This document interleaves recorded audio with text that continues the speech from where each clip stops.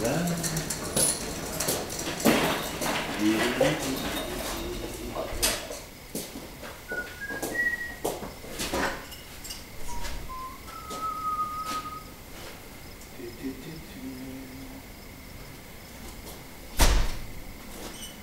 everybody, welcome. Well, as you can see, I'm slowly trying to get organised here in this garage that I've got. And yeah, I'll just swing the, hang on, just swing the camera around so you can see what I'm doing. Basically, yeah, I've just found some old concrete blocks outside, which is convenient. Over on the right hand side, not the right hand side, straight on, I put some black plastic, because one of the issues I'm going to have is trying to keep this place warm in the winter. And I don't know if you remember, but through here was this other room, which is basically the intercommunicating room between what is the house and what is the studio. But this room is going to be absolutely freezing because it's got like nothing underneath it, and it's open underneath. So first thing, of course, is to separate that off from what is going to be the studio here. And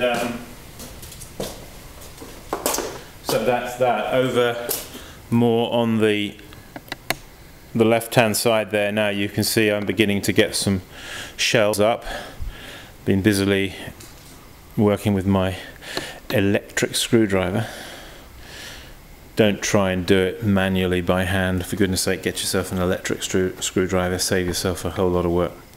So basically that's what I'm doing. As you can see, where the wheels are going there, and two on the other side, where the kiln is still in its original position from where I unloaded it. But what I've got to do now is over there, where I'm now pointing the camera, that area there is going to be where the kiln is going to situate itself here. So I'm going to make basically with these concrete blocks, these are going to be the base of the kiln, or what the kiln is going to sit on.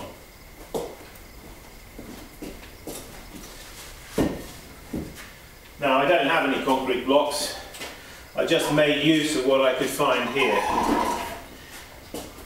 And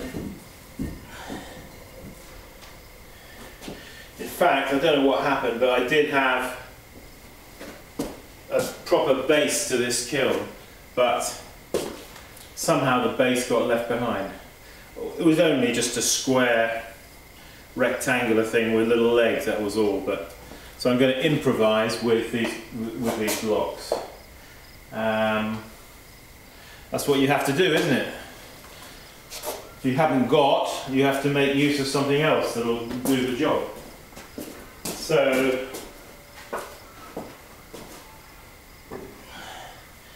that's going to be that. And then the next thing, one of my main considerations is, you know, this room here has got,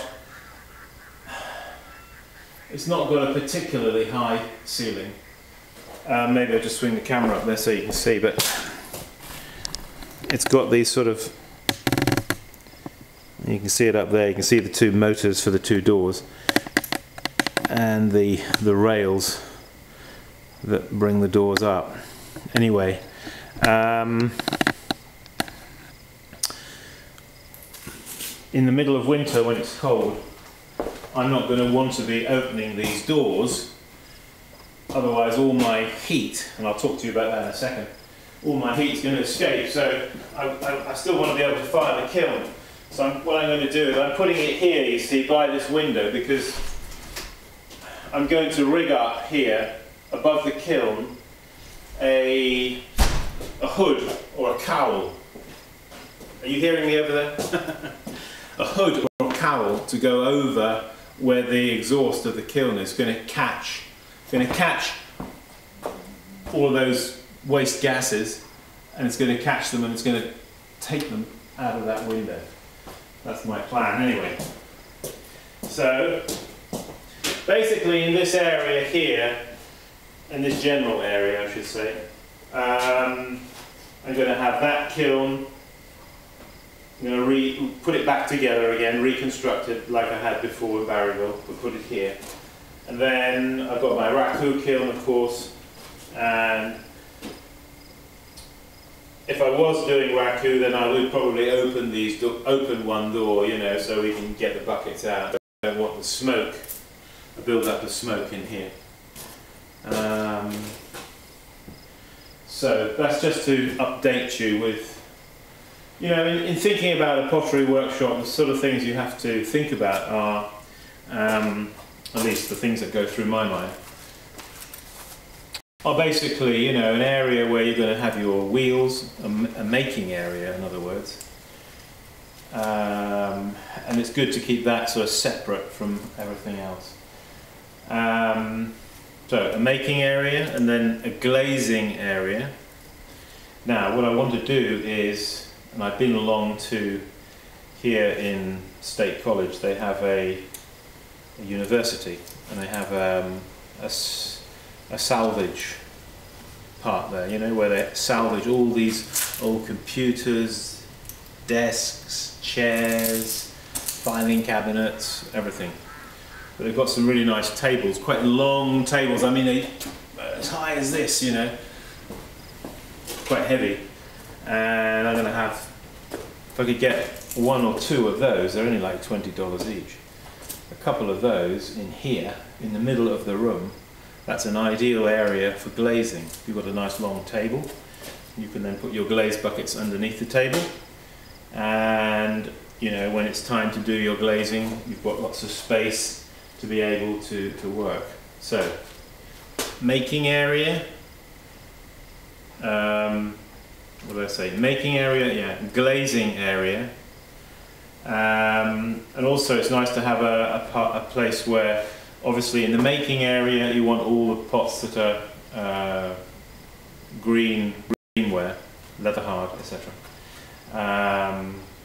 You don't want to really mix those up with your bisqueware, so probably in another part of the room I'm going to have a place for bisqueware, shelves, racking system. And then the other part, of course, is the firing area, which is going to be, as we discussed, over here, in this sort of section. Anyway, that's just what's going through my mind. What else? Yeah, the other thing that's going through my mind is, well, this is quite a big space, and how am I going to heat it? So I'm just going to swing the camera around this way, this general direction. So I've had to think practically about, okay, let's just talk about for a couple of minutes about what is the best kind of heat really to have in a pottery studio. Let's consider some possibilities. Let's say an electric heating. You could have electric blowers, or you could have electric oil storage heaters. Those electric ones that you can move around on little wheels. Okay, fine, they work, but you know, expensive, isn't it? If you're going to heat a place with electric all the time. The other possibilities are gas. I did actually look at the possibility of one of those big, well, they're not that big actually, but it's like a gas, it's a propane, I think they call them space heater, it's like a tube. It's a bit like this. It's like, sort of looks like that. It's got a handle on the top. It's got a gas burner inside, and it's got an electric fan that blows it all out the end here. They generally use them in construction sites, mechanics sometimes in garages and things like that. They're not actually good, I discovered, in an enclosed space, because they do put out a certain amount of unburnt gases and carbon monoxide. So you have to be a bit careful with carbon monoxide, because you can't smell it, yet it can be very dangerous. So that was one thing I was considering, but then I thought, no, I'm not going to. I don't think I want carbon monoxide pumping out into my working environment. So no, not a no for that one. Basically, your best option, I think personally, for a studio like this is a wood burning stove, because it radiates off a lot of heat. It'll heat up the place quite adequately. Also, it will. There's quite a lot of residual heat that even when the fire begins to burn down, and what you can do if you have a wood burning stove is put on top, as you'll see me do, you can put, these are fire bricks, but they're very, very heavy, dense. So you can put on top of your stove a layer of these on the top, and then you can put your pots on top of that. So that's what I'm going to do. Actually, right now, this particular moment, my consideration is where to put this stove, and I think it's going to go here. I bought myself some things. Probably what I'm going to do is put it out through the window here. I think it's going to come across like this, and then out the window. I think that's the best. I've bought myself, well, actually I haven't picked it up yet, but I went down the local flea market. They've got a flea market down here in Water Street, just down the road. And I've done a deal with a guy down there on a wood burning box stove. You know, it's like a cast iron with a door at the front. So I got it for $65, so I'm happy with that. And I've got wood anyway that I'm burning in the house, so I've got a supply of wood already at hand. So wood burning stove is the way to go, folks, I think, for this studio. And again, you can put your pots that you want to get dry on top of those bricks, as I said, on top of the kiln, on top of the box stove, and that'll give you a really nice area for really thoroughly drying some of your pots when you need. So, what more can I say? What can I say? Yeah, what I'm basically about to do is start shifting these sections here of kiln and putting them on those blocks over there, and start. Basically, I want to get rid of the kiln from there because I want to get it out over there. I want to get on the wheel, start making. Yeah. Next thing is I've got, of course, to sort out where I'm getting my clay from, where I'm sourcing some of my basic glaze making materials from, like china clay, quartz, whiting, flint, etc., etc. So, you know, for making of glazes, and also purchasing some clay. I brought, actually, fortunately, quite a lot of clay with me. It's just old stuff that came from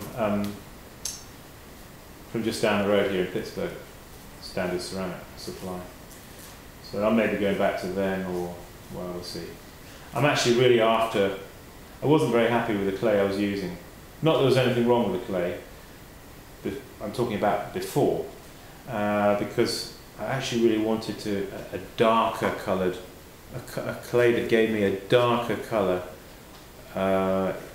in reduction. And the clay that I was using, I don't know if I've got anything here to show you this. Anyway, it was a bit, you know, when it was reduced, it was rather grey, and I didn't really want it to be so grey. I suppose I'm sort of harping back to days in Spain when I was there and wanting quite a nice. Oh, there's a pot over there. I see. This colour.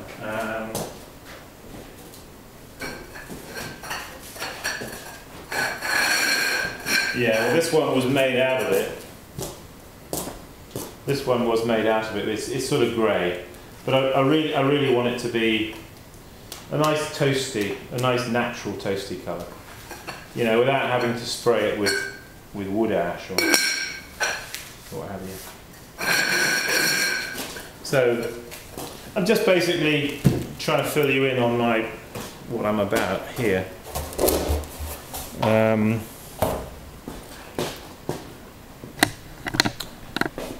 Showing you my mess. You know, you learn a lot by looking at other people's messes. Do you know that? This is my mess. This is my table. Bits and pieces. Where am I going to put them all? This is the thing. Well, you know, the thing is, when you're organising stuff, is not to worry too much about the peripheral little things. What you really want to do is get the basics right first. You know, get the main structure of your pottery studio as you want it. You know, and the little things, well, they'll find places. They'll find a home for them. So basically, it's the making area, and I'm going to have an area over there. Oh, I did mention actually the other day, but let me just swing the camera over there. I'm sorry I'm moving the camera around too much. I know it does make some people a bit dizzy. But of course, a very important ingredient in a pottery studio, as we mentioned, the wood burning stove, but another very important ingredient is having a ready supply of water. Now, you can run a pottery studio and not have a sink and not have any taps, but it's a darn sight easier if you do. So right here, I'm going to have a sink, a double sink with tap. I'm hoping I'm going to get hot water, but we'll see. If I don't get hot water, I'll have to heat some up. But here, the sink, and on the left of the sink here, an area where I'm going to be mixing glazes. I can be mixing the glazes here, sieving them, and I've got the sink and the water just there, really handy.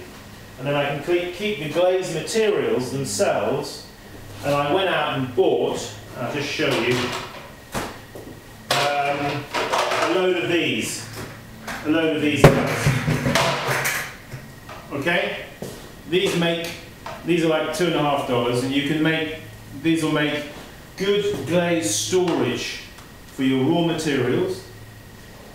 All right, but also when you've got your glaze mixed up, they make a decent sized bucket for glazing, and you can mix up a reasonable quantity of glaze. Okay. That was that area. That's one of my fundamental basic areas. Water, glazing, glaze materials. I've spoken about the wheels, the making area over there, and these long tables here in the middle, and then a firing area over there. Well,